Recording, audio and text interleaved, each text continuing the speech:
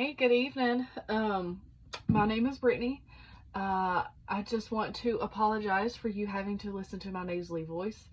We have been on our big family trip, our yearly family trip, and I have managed to get a cold, and it has made me very sick. So that is why you're kind of getting this at last minute, and I'm very sorry, but I appreciate any time that you take to watch this video, to take note of it, any kind of critique. I do also want to say that I do have notes on my phone, so so if you see me looking down, that's what I'm referencing. But for the midterm, what I chose to do was this video. We are currently in Atlanta, and it has been a very hectic vacation. Again, I'm sick, but it has been wonderful. So we have not made time to get to a museum, but I really dug deep in our travels today, which is about 6 hours. I really dug deep into our the website that I chose, the art museum that I chose, which was the High Museum of Art in Atlanta. We tried to get there, we just did not have the time to do it today. They close from 9 to 5, or they're open from 9 to 5, and we just could not swing it, but it's totally okay.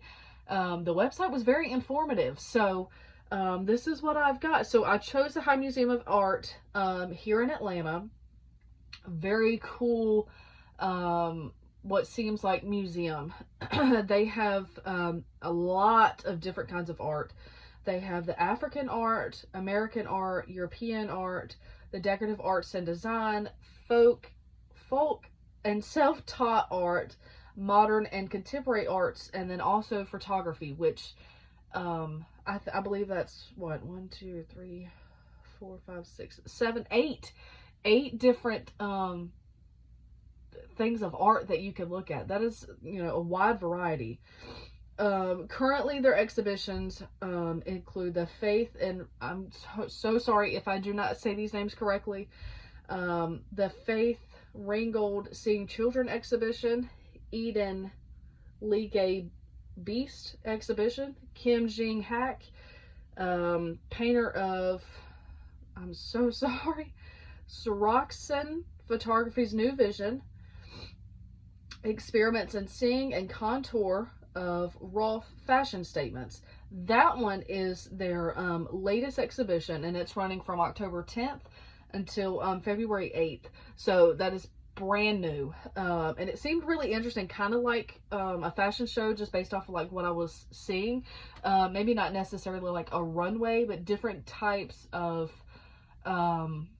way that they were able to use their art as a way to express themselves in fashion, which I thought was really cool. So hosting this has an exclusive U.S. venue to present the exhibition. I believe when I was looking at it, they said before it was in Europe. So this is the first one that they've had over here in the U.S., which is incredible. And I do have the actual quotations from the website. It will have more than 100 pieces of works that displays, and this is what was in quotations, they're designed for the runway and beyond that, reflect the duo's passions, obsessions, and singular vision. Honestly, when I was looking at it, I'm a very, if you can't tell, t-shirt kind of person, so I don't personally kind of venture out and see different things, but I thought this was really cool whenever they did it. And part of their designs, they had a lot of, they referenced what they called the broken dolls, which I thought was really incredible. So it was like they took like different pieces from broken dolls to these new pieces of work and clothing that they've done. It was really cool. Some of the mediums that I am drawn to from this particular museum was the many different forms that they have. They had a lot. Includes the oil paintings, the sculptures, and the printmaking. But the one that I'm specifically drawn to, not necessarily from this museum, is the sculptures. I am a hospice nurse, and I have been into a home that had, I'm not even kidding, probably 20 sculptures. in their house. It was incredible just to be able to see, like, you can actually walk around and see the back piece, like where they actually took the time to sculpt it and really put what they're seeing in their mind into what we see. And I think that's incredible.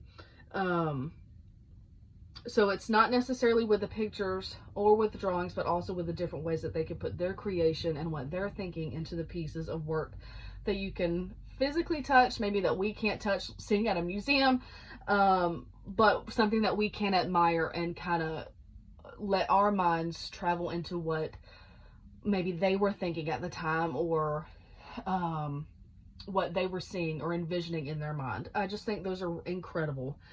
The piece of art that I did choose for this particular piece, though, sorry, I feel like my camera's about to fall. It's not. Okay. The one that I picked from this particular website, though, was called the Cabbage Chair. I looked through most of the collections and was really drawn to the decorative arts and design page, which is under the contemporary design. So when I was looking at it, I said something about, you know, the sculptures and how I thought that was really cool. This particular, they're not sculptures per se, but there's definitely different pieces that you could see of like how they worked it, of what their mind was thinking whenever they were designing it. So that's what I based that off of, just that being one of my favorite mediums. So this cabbage chair, I don't know if you'll be able to find it in the website, but it looks like it's an actual chair, but it also looks like a book. So it's like it's split open down the middle and kind of folded out. It was I'm not sure who created it. I did not take note of that. I should have. But I thought that was a really interesting take, because is it a book? Is it a chair? Was it a chair made out of an open book that was kind of, you know, sliced open? I just thought it was a very cool piece. I almost said chair, but it's not necessarily a chair. So I just thought that was, you know, a really cool piece. Without actually seeing it, though, there's no real way of telling what it truly is. So it lets your mind wonder even more of, you know, I might not have thought that it looked like a book whenever I seen it in person, but this could be something that I, you know, seen and thought it was something totally different. So I think that's a really cool way of thinking of it as well. But it also looked like it had fabric on it, which also added to the piece of strangeness, because it added some texture to it as well. There was a lot of texture to one. There was actually several different pieces. I think there was a black and white one, and then there was a white one. So there was more than one. But there was a lot of texture to the pictures of it. The only thing that I would possibly change was the only pictures that I seen was a white one and a black and white, which is totally fine. I think those are cool in and of itself. However, if we added some different like textures, so something shiny or you know, anything like that, or added a little bit more color to it, that would kind of make it pop or make it seem different as far as texture wise. I thought that would be the only thing that I would change to that piece. That's truly it. One thing that I did learn about by looking at the museum website, and why I think anybody should visit it, is they really have something for everybody. Between the exhibits, all of the pieces of art that they have, I mean, they have thousands based off of this website. So it seems like they have something for everybody. If you don't like photography, they've got something that looks like sculptures or something, some kind of decorative art. I even seen in here that there was a piece for like different ceramics. So I thought that was cool. You know, there's different things for everybody to see. There's not just one specific piece to it. You know, like some museums are registered just for history, or some are just for art, or some are, you know, just for anything. But this is specifically for art, but it's for everybody. Does that make sense? It itself has so many different forms of exhibitions that you're also able to attend as well. So like the one that's coming up that just started, they have that as well. Just so many different things that you were able to see. It is truly an engaging piece in a museum, and I think that's incredible.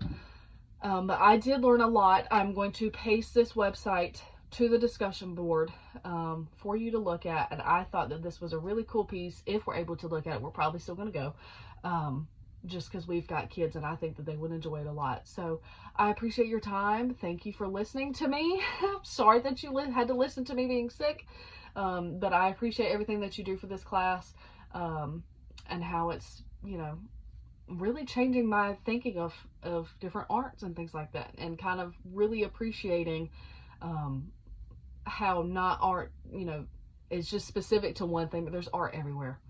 You know, I don't know that, you know, just looking at one thing, but this has really broadened my mind. So thank you for teaching. I really appreciate it, and I hope you enjoy the video. Thank you. Have a great evening.